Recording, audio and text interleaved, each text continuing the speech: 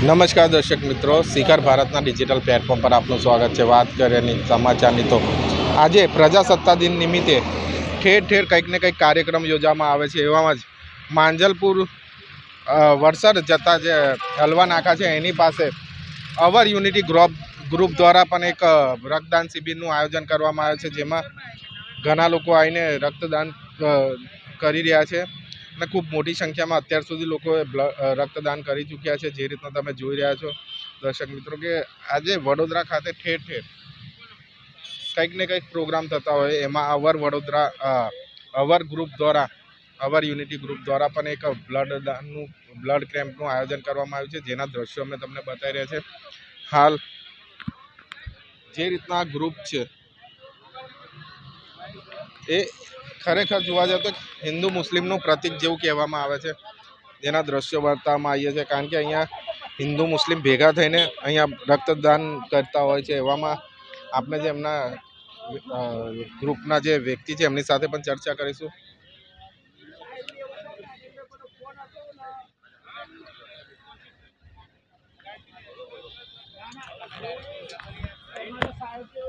આજે रक्तदान शिविर योजવામાં આવી છે, શું કહેશો?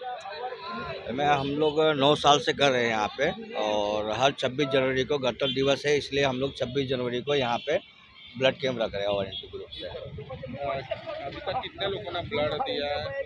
अभी तक तो मेरे हिसाब से 100 के आसपास हो गया है, और 150-200 तक का हमारा टारगेट रहता है। कितने बजे तक ये चालू? ये 5 बजे तक रहता है चालू। सुबह कितने बजे चालू? सुबह 9 बजे से 5 बजे तक चालू रहता है।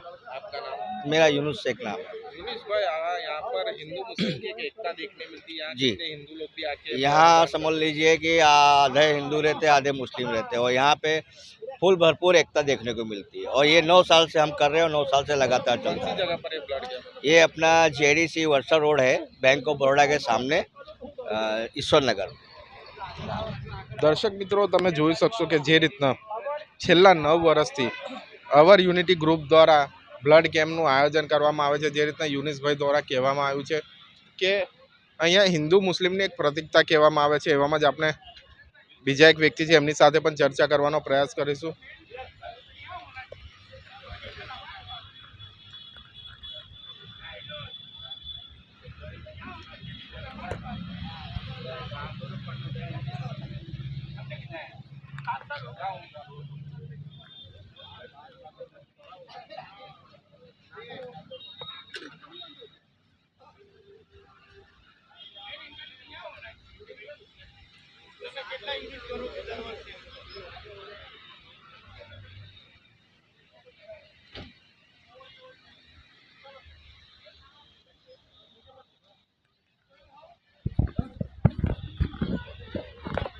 દર્શક મિત્રો, એક વ્યક્તિ છે એમની સાથે પણ આપણે વાત કરવાનો પ્રયાસ કરીશું। શું કહેશો, આજે બ્લડ તમે દાન કરી રહ્યા છો? અમે લોકો દર વર્ષે 8 વર્ષથી આ બ્લડ કેમ્પ ચલાવીએ છીએ ઓવર યુનિટી ગ્રુપ થ્રુ, અને દર વર્ષે 26 જનવરીના દાડે અમે લોકો બ્લડ કેમ્પનું આયોજન રાખીએ છીએ। અહીં આ અવર યુનિટી ગ્રુપ એક એવું કહેવાય છે કે હિન્દુ મુસ્લિમની પ્રતિષ્ઠા કહેવાય છે। અહીંયા ઘણા હિન્દુઓ પણ બ્લડ આપી જાય છે। જો અમે બધા ભાઈબંધો છે, બધા ભાઈબંધો મળીને બધા હિન્દુ મુસ્લિમ બધા ભેગા થઈને આ ગ્રુપ અમે ચલાવીએ છીએ, અને અમે બધા ભેગા થઈને બ્લડ આપીએ છીએ। આશરે કેટલું યુનિટ અહીંયા ભેગું થાય? દર વર્ષે લગભગ 200 જેવું ભેગું થાય છે। આપનું નામ? રઈસ રજાક શેખ। દર્શક મિત્રો, જે રીતના રઈસભાઈનું પણ કહેવું છે, જેમના દ્વારા પણ કહેવામાં આવ્યું છે કે બધા એક હિન્દુ મુસ્લિમની એકતા જેવા મલાવે છે, જેમાં આ લોકો બ્લડ દાન કરતા હોય છે। રક્તદાનમાં મોટી સંખ્યામાં લોકો ઉમટી બેઠા છે, જે દર વર્ષની જેમ 9 વર્ષથી છેલ્લા યુનિટ ગ્રુપ દ્વારા રક્તદાન શિબિર યોજવામાં આવી છે।